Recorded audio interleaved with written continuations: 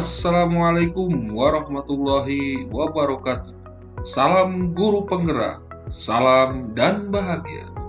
Berjumpa lagi dengan saya Mumu Mulyadi, calon guru penggerak angkatan 11 dari SD Negeri 2 Tipar, Kecamatan Simpenan, Kabupaten Sukabumi, Provinsi Jawa Barat. Pada kesempatan ini, izinkan saya untuk menyampaikan tugas tentang koneksi antar materi, kesimpulan dan refleksi modul 1.1. Kesimpulan dan refleksi dari pemikiran Ki Hajar Dewantara. Saya akan merefleksikan diri saya melalui pertanyaan tematik berikut. Yang pertama, apa yang saya percaya tentang murid dan pembelajaran di kelas sebelum saya mempelajari modul 1.1? Pertanyaan yang kedua, apa yang berubah dari pemikiran atau perilaku saya setelah mempelajari modul ini? Apa yang dapat segera saya terapkan lebih baik agar kelas saya mencerminkan pemikiran Ki Hajar Dewantara? Apa yang saya percaya tentang murid dan pembelajaran di kelas sebelum saya mempelajari modul 1.1?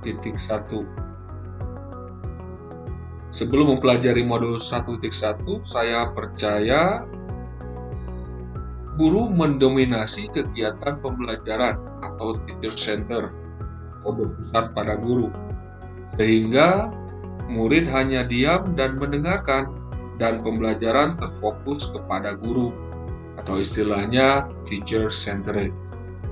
Yang kedua, saya percaya pembelajaran terfokus pada ketercapaian materi dan KKM, mengutamakan kognitif murid. Selanjutnya, yang ketiga, saya percaya guru kurang memahami karakteristik murid. Padahal sejatinya murid memiliki karakter yang berbeda-beda.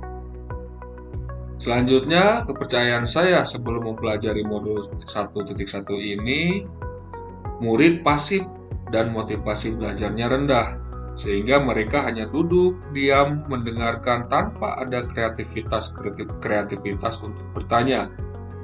Bahkan ketika mereka disuruh bertanya pun mereka hanya diam dan menjawab, tidak ada pertanyaan. Berikutnya, saya percaya tentunya suasana kelas tertib, tenang, dan anak paham materi adalah fokus utama guru. Tentunya kegiatan seperti ini harus senantiasa dirubah oleh saya setelah mempelajari modul 1.1. Apa yang berubah dari pemikiran atau perilaku saya setelah mempelajari modul ini? Setelah mempelajari modul ini, yang pertama mengubah pemikiran. Pemikiran apa? Yang pertama, saya sebagai guru bukanlah satu-satunya sumber belajar. Apapun yang ada di sekitar kita bisa digunakan sebagai sumber belajar. Anak bebas memilih sumber apa dan dari mana yang akan digunakan sebagai belajar. Tugas guru adalah menuntun, mengarahkan mana yang baik dan tidak baik. Yang kedua, pembelajaran berpusat pada murid atau student centered. Dengan aktivitas pembelajaran berpusat pada murid, murid akan lebih aktif. Murid akan lebih terlibat dalam pembelajaran sehingga menemukan hal-hal baru. Yang ketiga, yang merubah pemikiran saya yaitu menghargai setiap karakter belajar murid. Setiap individu memiliki keunikannya masing-masing. Saya sadar dengan adanya perbedaan ini akan menjadikan pembelajaran lebih berwarna. Bagaimana saya sebagai seorang among dapat menuntun anak sesuai dengan kodratnya? Setelah merubah pemikiran saya, perilaku saya juga harus berubah. Apa yang saya rubah setelah mempelajari modul ini dari hal perilaku? Yang pertama, rancang pembelajaran menjadi menarik agar motivasi belajar murid meningkat. Selanjutnya, memberikan kebebasan kepada murid untuk menyelesaikan tugas sesuai dengan bakat, minat, dan kreativitasnya masing-masing. Yang selanjutnya, yang ketiga, lebih cermat melihat bakat anak atau menuntun sesuai kodratnya. Karena sejatinya bakat dan minat mereka mampu oleh kita dikembangkan.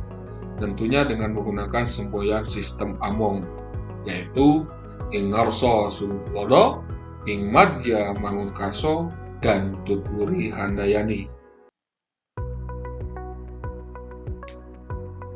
Selanjutnya, apa yang dapat segera saya terapkan lebih baik agar kelas saya mencerminkan pemikiran Ki Hajar Dewantara? Yang pertama, merancang pembelajaran yang interaktif dan menyenangkan dengan melibatkan murid. Yang kedua, menerapkan pembelajaran berbasis kearifan lokal dan budaya setempat. Ini penting untuk kita terapkan saat ini, mengingat perkembangan teknologi banyak sekali anak yang hilang nilai-nilai budayanya. Ini saya sebagai guru berusaha memberikan penerapan materi terhadap kehidupan sehari-hari murid sesuai dengan kearifan lokal budaya setempat. Selanjutnya, yang ketiga, menerapkan konsep Merdeka Belajar dan mengintegrasikan profil belajar Pancasila. Karena sejatinya konsep Merdeka Belajar memberikan kebebasan kepada murid agar mereka mampu bereksplorasi sehingga menghasilkan ide-ide kreatif dalam pembelajaran mereka. Selanjutnya, yang keempat, pembelajaran yang mengutamakan budi pekerti.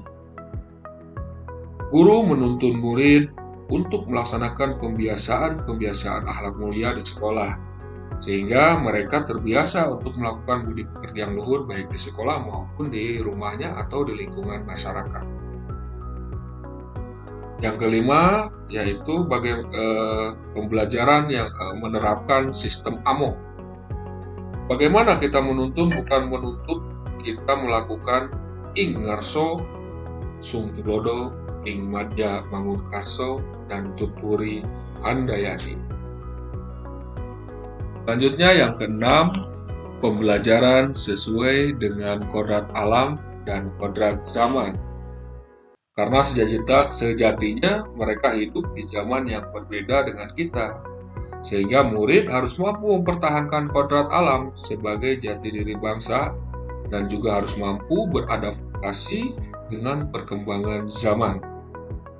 Yang ketujuh, mengintegrasikan permainan dalam pembelajaran. Karena sejatinya kodrat anak itu adalah bermain.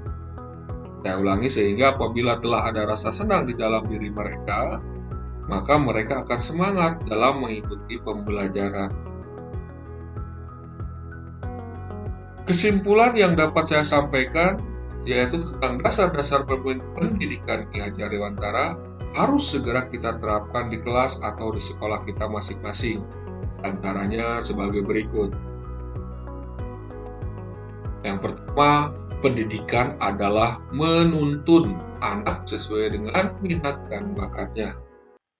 Berikutnya, pendidikan bukan hanya ilmu akademis saja, namun perlu penanaman budi pekerti yang baik. Kesimpulan yang ketiga, yaitu pendidikan sejatinya adalah menghamba pada anak. Demikianlah pemaparan saya tentang materi kesimpulan dan refleksi dari pemikiran Ki Hajar Dewantara. Mohon maaf apabila ada salah-salah kata dalam penyampaian. Terima kasih, salam dan bahagia. Assalamualaikum warahmatullahi wabarakatuh.